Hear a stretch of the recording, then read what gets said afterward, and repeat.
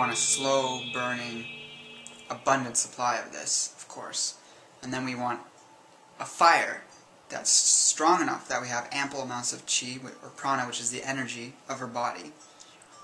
And then we want that energy to be not so strong that it burns up the wood too fast, and we don't want it so small that we don't get enough shen from it. So the goal of the fire, or lighting a candle, is the light it provides, the heat, but we need the other components to these things to allow for that pure radiance to come through. And by using adaptogenic herbs, we can enhance that in ourselves. Jing, or ojas building herbs, again, is the foundational aspect of our being. And this is located mainly in the lower core of the body, which is around the navel, or even a little lower. It's known as the danchan or hara in Eastern traditions. So this core energy is the closest philosophically in terms of being actual physical matter. It's actually, in Ayurvedic terms, ojas is referred to as the fluids that hold the body together. This is your bone marrow, your semen in men, or menstrual blood in women, as well as the eggs within the ovaries. It's the spinal fluid, it's the synovial joint fluids. So these are the vital fluids in the body that become depleted with age. So that's why we want Jing, or ojas building herbs. And also in Chinese medicine, Jing refers to the hormonal system, as well as, like I mentioned, the bone marrow, but the bones themselves, bone strength, and really the driving force behind the youthening hormones, which we want to keep intact for us, ideally forever. And then the next level, which is the chi, or prana building herbs, affect the middle burner, which is in the chest or a little below the heart, and this would be the middle danchan in Chinese terms. And like I mentioned, this affects your immune system, your breathing, your blood and circulation, digestion, and muscle strength. And of course, we want these all to be in very good working order for optimal health. And then the last level, which is the shen, or teja, tonifying herbs, affect your spirituality, your level of spiritual radiance, or even personality, having a good character, a positive personality, and your nervous system. Many raw foodists, and even some other people, are concerned with brewing or cooking your herbs. This shouldn't be a concern unless you're so hardcore that you're cutting yourself off from what's actually health promoting.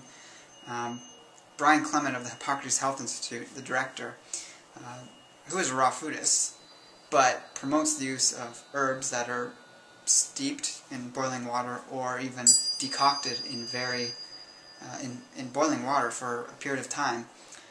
He explains that when we do this, we're extracting the chemistry from herbs. We're not so concerned about the nutrients.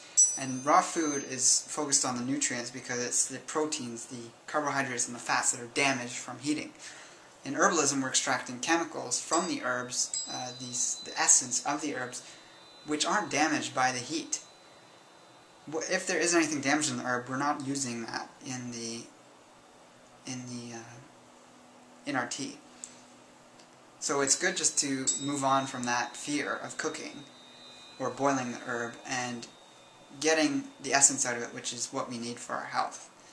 Certain roots, barks, and stems definitely need to be cooked because their components don't get extracted otherwise. And they're so tough that you can't eat them. Some of the fruits, leaves, and flowers, on the other hand, can be infused, which is just boiling water, even pouring just hot water. It doesn't have to be above that point where the enzymes are destroyed. You can use that, or you can make a sun tea out of these lighter herbs that don't necessarily need to have the high temperatures. But many of the herbs in Chinese medicine, and a lot of these tonic herbs and adaptogenic herbs are actually in need of a good long boil to extract those properties. By all means, herbs that have volatile oils and other properties that we want to preserve by not having the temperature of the water exceed 115 degrees Fahrenheit, we can merely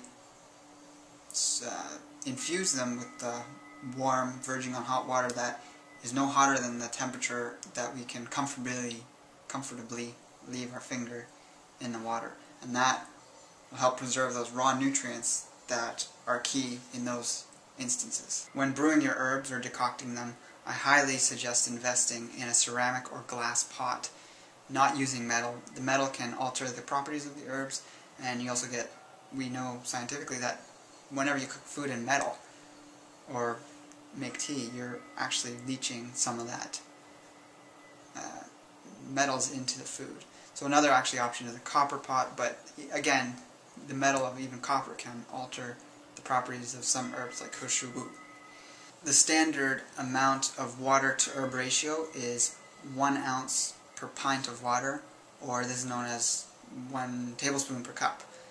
Do your research though, because certain herbs such as schizandra berry are only 1 teaspoon per cup of water. Once you've made a tea or a decoction, or even tincture, that's another whole way of extracting herbs, the qualities of herbs. But with the liquid in a tea, there's a few ways you can use them. You can drink it as tea, as itself. You can add sweetener of your choice. Or you can use it as a base for elixirs and smoothies, or you can use it as a base for an ice cream. But with ice cream, the fact that it's so cold actually interferes with your body's ability to absorb the qualities, because the coldness actually causes the capillaries in your digestive system to shrink up, and it's less able to extract or pull out the nutrients into the bloodstream. So actually having a hot tea is beneficial when you're making your elixir, as long as it's not just at finished boiling. You let it cool down to where it's just warm, quite warm, and you add your other superfoods or other things in there, and you have a warm smoothie or elixir that's very much absorbable. The other thing you can do is consume your tea at 2 different parts of the day, or even at 3 different times during the day, and then you give your body a continuous supply of whatever herb or herbs you're working with. If you're doing just one large batch in the morning or in the evening, for instance, the medicinal qualities are going to spike, but then they're going to drop down, and the desirable effect of using adaptogenic herbs is to have that continual properties in your bloodstream.